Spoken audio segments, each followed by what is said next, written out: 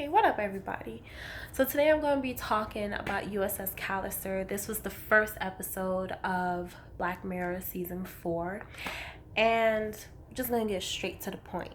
So, USS Callister is about Robert Daly. He is the CTO of this company that creates digital games, and you are able to immerse yourself into these games and play the games yourself. Robert Daly, he's socially awkward. He doesn't know how to socialize with people. He doesn't know how to form healthy relationships with people, whether it's a healthy working relationship, whether it's a regular platonic relationship, or even if it's a romantic relationship. And because of that, he takes his frustrations out he creates a different version of infinity. This is the game that he codes. He created a different version of infinity in which he is the only person that can control it, and he puts people in the game by, unbeknownst to those people, he takes a digitalized copy of them and put them inside of this game. How is he able to get a digitalized version of them? He clones them basically and puts their DNA into this little device, which was shown in Black Museum, Easter egg. And through the device, they are inside the game. They cannot get out of the game even if they try to, because Daly, he controls the game. So it's only Daly that is able to allow them to leave, which he doesn't do that. So he takes his frustrations out in the game. This episode referenced White Christmas. I think that episode was in season 2 of Black Mirror. I should have done my research even more just to make sure I'm saying the correct thing. But I believe it's season 2. In that episode, it was about people who are able to make digital clones of themselves and keep the clones in these little devices that is shaped like an egg. And what the clones would do is they were basically servants slash slaves. Well, I shouldn't say slash slaves because servants aren't the same thing as slaves. But basically whatever, like, let's say there were so many things that I needed to get done within a day and I'm not able to do it because of work or other obligations. My clone within that little egg will be able to pick up whatever slack that I wasn't able to do. And let's say I was craving or I wanted to cook rice or something like that, I can put in the computer for the clone to prepare dinner or something like that. And so the clone within this little device will be able to operate whatever machinery within my house, the kitchen, the stove, the oven, to cook food, so that by the time I get home, boom, food is ready. I don't have to worry about making food. The actress in White Mirror, she's the same actress. She was in Sherlock, and she played Robb Stark's wife, Talisa, in Game of Thrones. So she played the woman, and she also played the clone. The issue with the clone is that the clone thinks that it's the actual person. So let's say I have a clone. The clone is like, no, I'm Precious Mary. You can't do this to me. I am the real Precious. It's not right that you're doing this to me. And that's the same issue in USS Callister. Even though these are clones, digitalized clones, I can't say that word. I have to break it down. I can't just say it one time. But anyways, even though these are digitalized clones, digital clones, gosh, even though these are digital clones of the actual people, they still feel the same feelings, the same emotions as their real selves. And the new girl that was added, Nanette Cole, she basically spends the whole episode trying to get out and creating schemes to free herself and the other people that are inside Infinity inside USS Callister. So, going back to Daily, well, there are a lot of people that have reviewed USS Callister, and they talked about how, oh, this episode is about nerds, especially male nerds, who feel entitled, and because they don't know how to interact with people, they blame other people instead of, you know, learning how to socialize with people because they feel entitled and so on and so forth. Yes, that could be it, but I think it could be something more than just that. I mean, put yourself in daily situation, and we have been in daily situation, whether you're socially awkward, creepy, or not. There are some people that we work with, co-workers that we work with, that we necessarily do not like. So because of that, we get frustrated, and I'm sure we all, at some point in time, gone through certain scenarios in our heads where we are belittling this person, or in some cases beating up the person, or we're basically coming up with scenarios in our mind in which we feel empowered and we're somehow belittling this person. We go through that. Whether we come home and we speak to our spouse about this coworker, or we talk to our friends like, I can't stand this girl, I can't stand my boss, and we come up with these scenarios.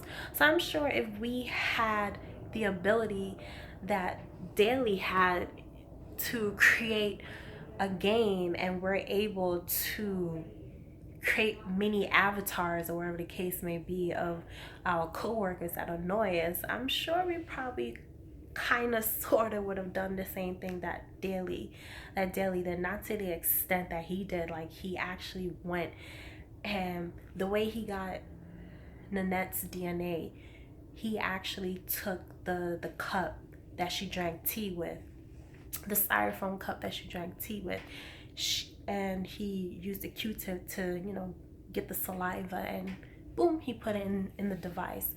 I don't think we will go through that, but yeah, Daily to me represents the everyday person who is frustrated at work because of co-workers or whatever the case may be. He did put his boss in the game. What was his boss's name?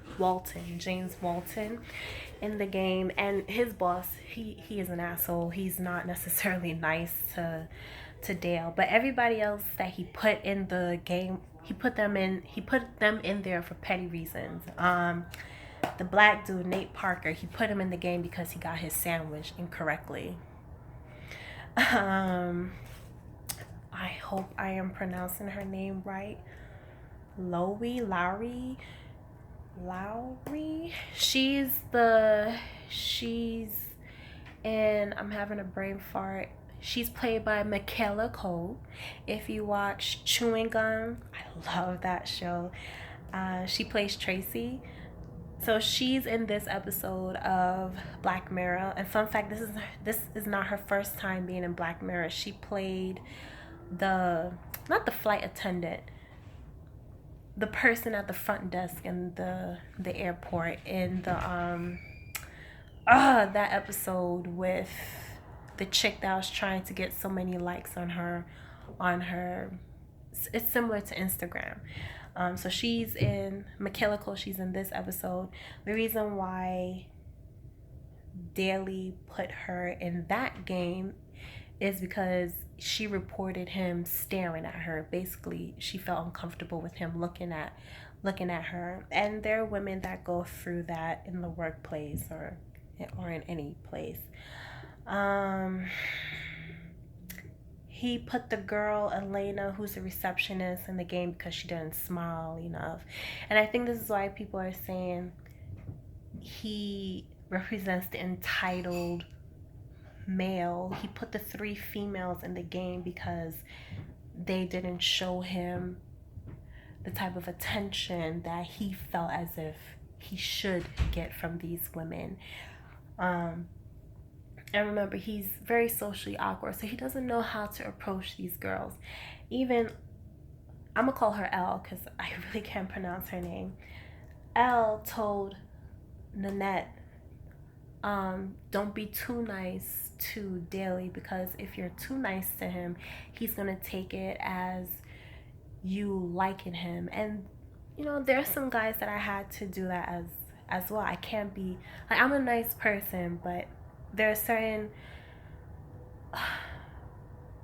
ways where I have to regulate my kindness, because there are some guys, unfortunately, who think if a girl is being nice to him, then that means that she likes him in a romantic way.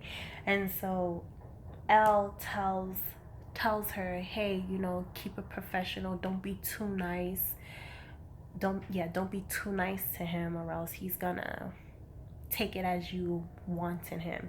And unfortunately, there are guys that are like that. And that's why he puts the new girl Nanette in the game, because she listened to what Elle said. And it's not that she became mean to him, she just set up boundaries, healthy boundaries between her and Daly, and Daly didn't like that. And so because of that, he put her in the game. There's an Indian guy, Dudani. I like his name. I hope I'm pronouncing it right. Dudani. He put him in the game because he was a little late with one of his assignments. So it's very petty reasons that he's putting people in this game. And of course, Daly makes himself the powerful person. He makes himself the captain. He's like the Captain Kirk of the USS Callister, of course. So he's the one that's giving orders. They all basically worship him. The females, he kisses them anytime when they complete a mission. So get straight to the point. The new girl, when her clone is put inside the game, she comes up with different schemes of trying to get out of the game. If not get out of the game, but to at least, because remember, they can't actively get out. So she doesn't have a problem with them ceasing to exist, basically facing death, even though they're digital clones. But she has no problem with that, because to her, death is better than staying in this game and basically serving Daly whenever he wants it. Her first scheme fails. I'm not going to go into detail what her first scheme is, but the second scheme was successful. The second scheme was they were going to blackmail the real Nanette. She had some risky photos on her phone. So they sent a message out to the real Nanette's phone saying, if you don't follow our instructions, we will release these pictures to the public. So of course the real Nanette, she follows their instructions. One of the instructions that they gave her was to get all the DNA samples that Daly keeps in the fridge and to discard of them. The reason why that is so important is because clone Walton tells clone Nanette, even if you were to destroy this game, well, not destroy the game, but let's say we were able to escape through digital death, Daly has our DNA. He can just pop our DNA inside of the device and we'll be back here again. And Nanette asked him, how do you know that he has our DNA? And he told her of the story. He was the first clone that was inside USS Callister. So it was just him and Daly. And of course, the first time Walton was there, he refused to follow whatever orders. He refused to go along with the program, just like how Nanette was when she was first brought on board. So what did Daly do? Daly took the DNA of Walton's son, Tommy. There was a day at work where the real Walton brought his son to work. It was sort of like, I guess, bring your kids to work day, I guess. And Tommy was sucking on a lollipop. And he's only 6 years old, so he forgot his lollipop on one of the co-workers' desk. So Daly goes and takes the lollipop, and of course because Tommy was licking on the lollipop, his saliva is on the lollipop, hence his DNA. So he uses the lollipop, he creates a digital clone of Tommy and puts the digital clone of Tommy in the game. So digital Walton, thinks he's gonna be with his son. Because remember, the digital clones, it hasn't registered to them that they're digital, that they're a clone. Well, what does Daly do? Daly takes Tommy and puts him in the airlock. And Walton is freaking out. And Daly, he presses the button and Tommy goes out in space without any spacesuits. And digital Walton watches his digital son basically suffocate in space. And Daly tells digital Walton, if you continue to disobey me, I will continue to bring Tommy inside this game, and I would kill him as many times as I want to. So that is the message that Walton was given Annette. We can free ourselves as much as we want to, but Daly has our DNA and he can bring us back into this game as many times as he wants to. So that's why they give the real Nanette instructions to go inside Daly's apartment and take whatever items that have their DNA, whether it's the lollipop, the styrofoam cup, or whatever items, to take it and discard of it. And she was successful in it. The real Nanette, she was successful in doing that. And basically, they were able to separate themselves from Daly in the game. They tricked Daly. I'm not gonna give out how they were able to do this, because then this review would be like more than 30 minutes long. I'm trying to cut it short by getting to the point. They were able to separate Daly from themselves on the ship, and they were able to fly the ship into a wormhole. The wormhole represented the updated version of the game. So when they flew inside the wormhole, they did it just in time before Daly was able to follow them in his ship. And once they flew inside the wormhole, it cut off Daly. He was too slow to get inside the wormhole. So he's in the old version of Infinity while they're in the new version of Infinity. And the thing that sucks is Daly is stuck in the old version, and because he's stuck in the old version, he is subdued in the real world.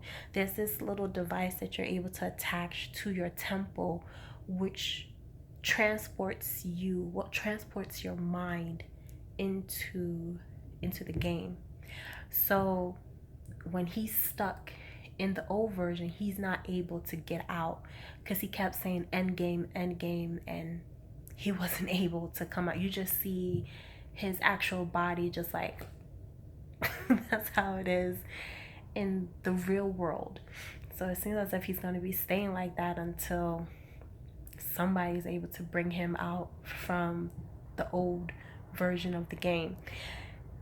The clones, they're now in the new version, and they're able to do whatever they want to do in the new version. They're able to interact and play with other people. I think this episode of Black Mirror has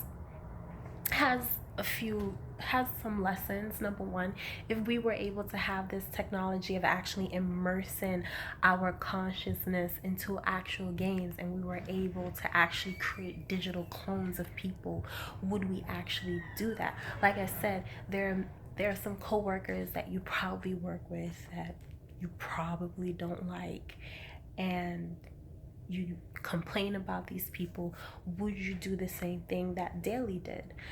I think some of us would do that. I don't know if I would, but certainly I think some people would do that. Number two, people that are socially awkward. When Nanette first came, you can tell she's a little quirky, and she was the one that was initiating conversation with Daly. And then after that, you saw the other people gravitating towards her and starting conversations with her. And Daly sort of had this jealous look, like, holy shit, I'm gonna lose her. Some people just need to learn how to socialize, and you don't have to be like this extroverted social butterfly just to start a conversation with people. Like, even I'm learning to just start a small conversation with somebody, just start talking to people. I'm working on it, but but yeah, just go up. Walton just asked her, hey, you're new, how are you? Hey, I like your sweaters, is it cashmere? Small things like that. And Daly doesn't know how to do that, and because he doesn't know how to do that, he takes his frustrations and blame other people for not being friendly towards him. And because of that, he does horrible things to their clones in the Infinity Game. So just learn how to talk and form relationships, healthy relationships with other people. And number two, on another note, nobody owes you anything. So you shouldn't be mad at somebody because they don't want to talk to you, or they're mean to you, or whatever the case may be. Move on. There are other people in this world that you can talk to. Because a particular person does want to talk to you, that's fine. Not everybody's going to like you. Even if you're the nicest person, there are going to be people that are just going to hate you for whatever reason. I know this is going off track, but I remember the episode of The Simpsons when there was a new teacher, and the new teacher for some reason just did not like Lisa Simpson, and she just couldn't understand why this person didn't like her, because throughout her whole life people always liked her. So she just couldn't understand why this new teacher did not like her. So if there's a person that hates Lisa Simpson, there's going to be a person that's not going to like you as well. And it's okay. It's not the end of the world. So I think if Daly had learned that, he wouldn't be so salty and petty. How you hate somebody and put a digital version of them in a game because they got your sandwich wrong. Holy shit. That is petty. But anyways, that is my review of USS Callister. Please like, subscribe, please do. And the next episode that I will talk about is Black Museum. I can't wait to talk about that episode. I love that episode. I think I'm going to watch it because I've only watched it once. I'm going to watch it 2, 3, probably even 4 times so I can really get all the Easter eggs, all the references that Black Museum have. And I'm so happy. This is the first video that I made. No police sirens, no fire trucks, no ambulance. So let me end this before one of the 3 passes by my apartment. So I will see you guys later. Bye.